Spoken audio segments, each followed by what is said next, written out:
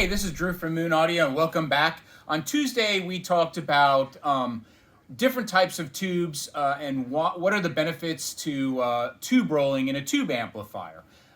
First and foremost, is a tube amp better than a solid state amp or vice versa? Not really. They just provide two different sound signatures, and which one you're going to enjoy more really comes down to your ears. I'd really recommend trying both. A lot of people will make the comment that tube amps can't give you any slam, any detail. I greatly disagree, especially with something like this Oris Nirvana, which has an insane amount of power. You can drive two pairs of Hi-Fi Man Susvaras, which, as we all know, are very difficult to drive.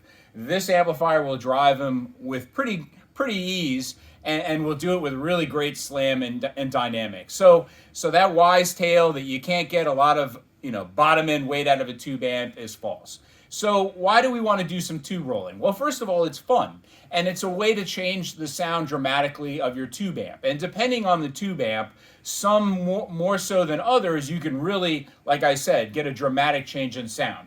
So going to our Dragon Inspire, which is a very purist design approach in that the signal path is quite short.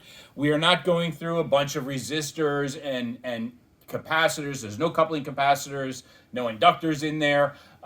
We go from essentially the RCA input to in this case, the Lundahl transformer inputs that we have on this model, to the DAC stepped attenuator, where it's going to go through one resistor, onto your 6S and 7, and then to the output transformers. That's a pretty short signal path. So the tube makes up a huge part of that signal path. It is doing all of the, if you will, romancing of the stone for the music, okay? So I typically have two new old stock tubes that I like to recommend to people and that we typically carry. We've got the Sylvania green label 6S and 7s, which are from the 1950s. These are the GTB calibers. And you'll see in the amp, I've got the Sylvania green label again, Coke bottle 5U4G.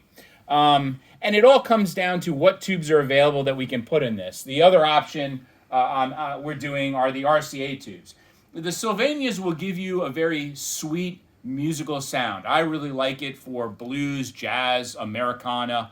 The RCA, I'd say, is a little more on the warm side of neutral, maybe for a little more heavier music, maybe rock and roll or something. If you really want to get some slam and rock and roll, get a tungsol tube. Those will really do well with rock and roll.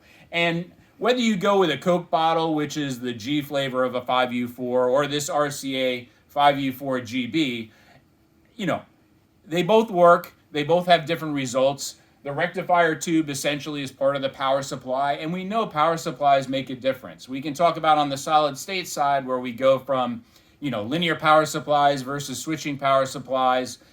In my mind, the linears sound better. Well, the same thing can be said with rectifier tubes. There are all kinds of different flavors that you can play around to change really the meat of the music, if you will. The power supply gives the supply of power to give some control and weight to the music. So changing the rectifier tubes are almost as important as changing the two 6S and 7 tubes in this amp. The 6S and 7 tubes are the signal driver tube for the headphone in this case, and so they're going to predominantly give you the most coloration change to your headphone. We're also offering an upgrade package of tubes for the Nirvana. These are the Gold Lion reissues. We're doing the KT77s and the ECC82 driver tube.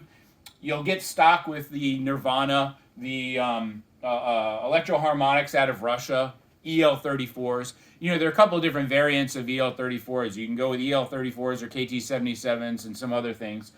So definitely try out some different tubes. It's an interesting and fun way to change the flavor of your amp without having to buy another amp to have a different flavor. So you can have it's almost like having multiple amps by changing out the tubes.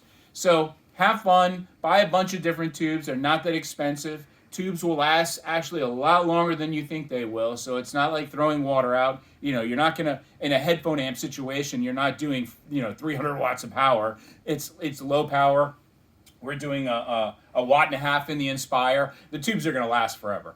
Buy a bunch of them, have fun. Hope you enjoyed this topic. We'll get back to you next Tuesday with another Tech Tuesday question.